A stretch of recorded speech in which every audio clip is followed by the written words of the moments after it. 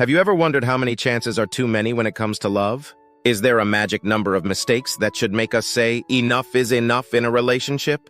Welcome to our deep dive into the complex world of setting boundaries in relationships. Today we're going to explore the fine line between forgiving and enabling, between understanding and being taken for granted. So, buckle up and let's unravel this together. And hey, don't forget to share your thoughts in the comments below. Have you ever been in a situation where you weren't sure whether to give another chance or walk away? We'd love to hear your stories. First things first, let's talk about why setting boundaries is crucial. Boundaries are the invisible lines we draw to protect our emotional, physical, and mental well-being. They're not just about saying no. They're about creating a healthy space for a relationship to grow and thrive.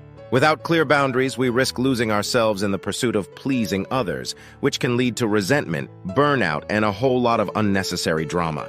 Now let's address the elephant in the room: mistakes. We all make them, right? But here's the thing. Not all mistakes are created equal. There's a big difference between a one-time slip-up and a pattern of behavior that disrespects your boundaries. It's like the difference between accidentally stepping on someone's toe and repeatedly doing the cha-cha on their feet. One is forgivable, the other is a red flag. So what kind of mistakes are we talking about? Well, there are the oops, I did it again moments. Like forgetting an anniversary or being late for dinner. Annoying? Yes. Deal breakers? Probably not. Then there are the more serious breaches of trust, like lying, cheating, or disrespecting your boundaries. These are the mistakes that make you question the foundation of your relationship. They're the ones that require serious introspection and often a heart-to-heart conversation about what you both want and need. Next up, let's talk about communication in a relationship. Communication, the magic ingredient in any healthy relationship. When it comes to mistakes, it's all about how you talk about them. It's one thing to say, "I'm sorry," and another to actually understand the impact of your actions and make a genuine effort to change. This is where open, honest communication comes into play. It's not just about airing grievances. It's about working together to find solutions and set boundaries that respect both partners. And now, let's tackle a tricky question. When does forgiving become enabling? Forgiving is about letting go of anger and resentment for your own peace of mind. Enabling, on the other hand, is when you keep forgiving without any real change in behavior. It's like giving someone a free pass to keep hurting you.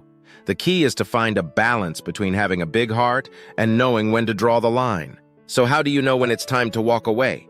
It's a tough call, but here are some signs that it might be time to reevaluate your relationship. It might be time to walk away if you're constantly making excuses for your partner's behavior. It might be time to end it if you feel drained and unhappy more often than not. If your self-esteem has taken a nosedive, it might be time to end the relationship.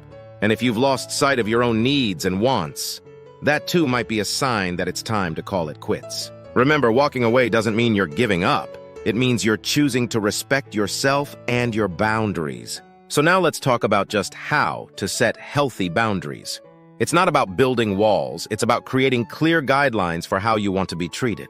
Here are some steps to get you started. 1. Know your limits. Understand what you're comfortable with and what's a deal breaker for you. 2. Communicate clearly. Be upfront about your boundaries with your partner. No mind reading allowed. 3. Stick to your guns. It's one thing to set boundaries, it's another to actually enforce them. Be consistent and firm. Or be open to negotiation. Boundaries aren't set in stone. Be open to discussing and adjusting them as your relationship evolves. Yes, friends. In the end, there's no one-size-fits-all answer to how many mistakes are too many. It's a personal decision that depends on the nature of the mistakes, the willingness to change, and the overall health of the relationship. What's important is that you stay true to yourself and your boundaries. So, what do you think? How do you navigate mistakes and boundaries in your relationships?